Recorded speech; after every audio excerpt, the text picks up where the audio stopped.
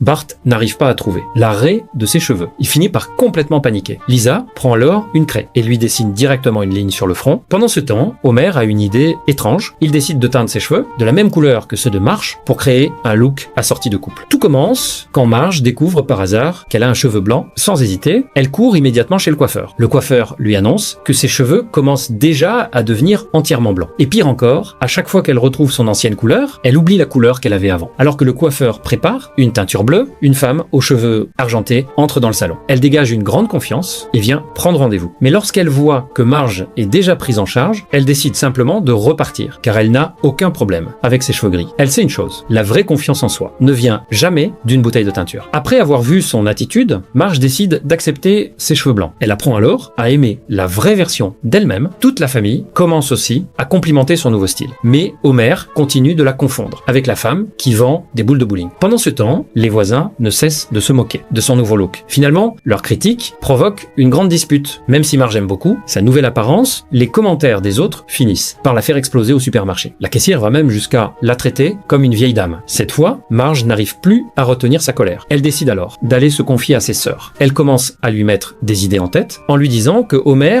fréquente souvent des boîtes de nuit. Marge commence alors à penser que Homer pourrait la tromper. Guidée par son intuition, elle décide d'aller lui demander des explications. Elle prend donc la voiture tout en essayant de se maquiller en chemin. Mais à cause de son manque d'attention, elle percute directement un arbre. Elle n'a alors pas d'autre choix que de continuer à pied. Sur le chemin, elle accumule les accidents et finit même avec les cheveux complètement en désordre. Lorsqu'elle arrive à la boîte de nuit, elle voit Homer entouré de plusieurs femmes. Prête à se mettre en colère, elle l'interpelle. Mais Homer lui explique qu'il est simplement venu accompagner un ami. À ce moment-là, Marge comprend enfin. Dans le cœur d'Homer, la personne la plus importante a toujours été elle.